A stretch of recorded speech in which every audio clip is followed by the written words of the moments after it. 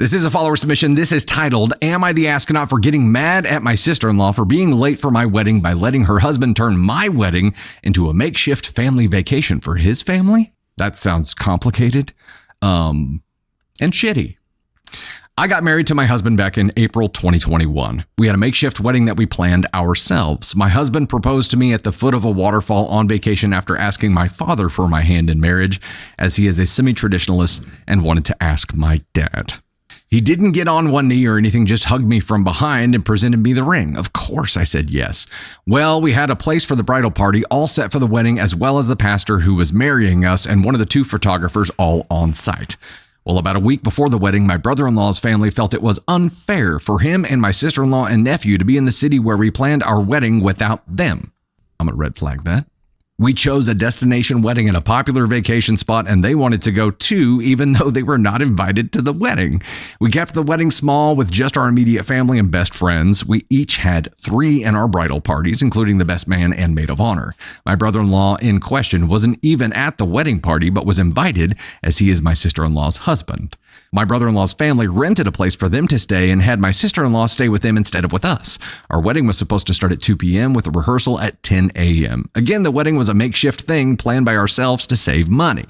The morning of the wedding comes and my husband calls his sister to no avail. My mother-in-law calls her to no avail. Finally, my mother-in-law got a hold of her at 10:30 a.m. roughly, and she says she just woke up and will be there soon. Noon comes and my husband calls her to find out where she is. She says they will be leaving soon. My husband gets off the phone with her, grabs his hiking pack, and walks off down the road to cool off.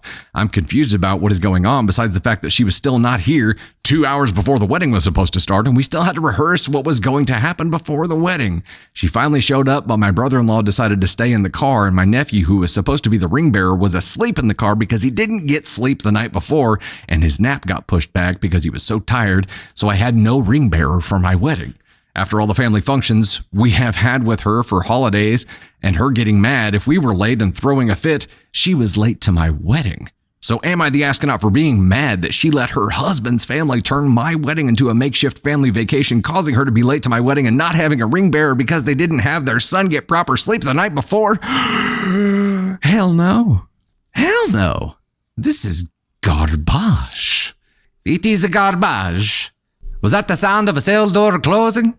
Was that the sound of my HP printer printing?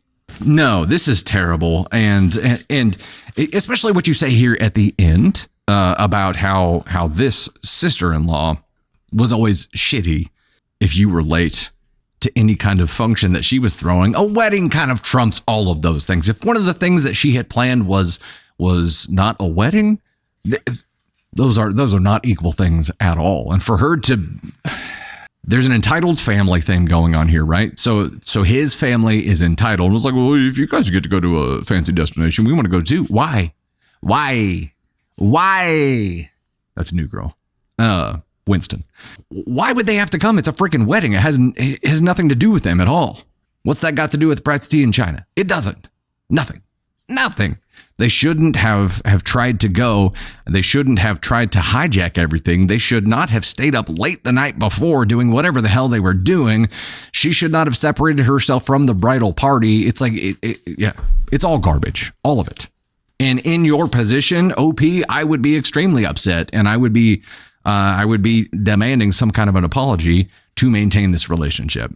This is a boundary. And you're allowed to be offended here. You're allowed to be upset.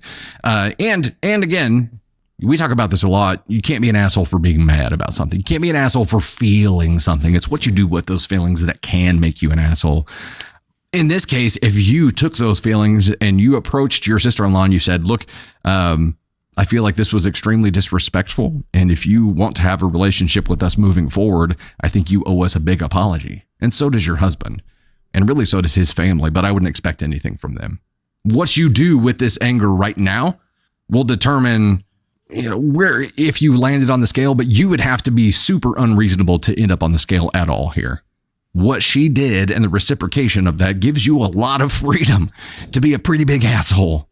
Demand an apology. Sister-in-law, brother-in-law, his family, they definitely end up on the scale. Let's talk about sister-in-law specifically here because she she was the one who was supposed to be a part of the bridal party. She's the one who was like, oh yeah, I guess my son's just not going to be a ring bearer, and allowed her husband to bring his family and basically hijack the whole trip. Okay, so looking at the scale here, sister-in-law specifically, she definitely could have done it differently. She definitely should have done it differently. I'm going to say she definitely shouldn't have done that. And maybe it goes beyond that. Maybe it gets into ask on 1 territory. This is at least an ask on 2. She definitely shouldn't have done this. And she probably views herself as between a rock and a hard place because this is her husband and her husband's family. And I'm sure they pressured her into this, but it doesn't matter.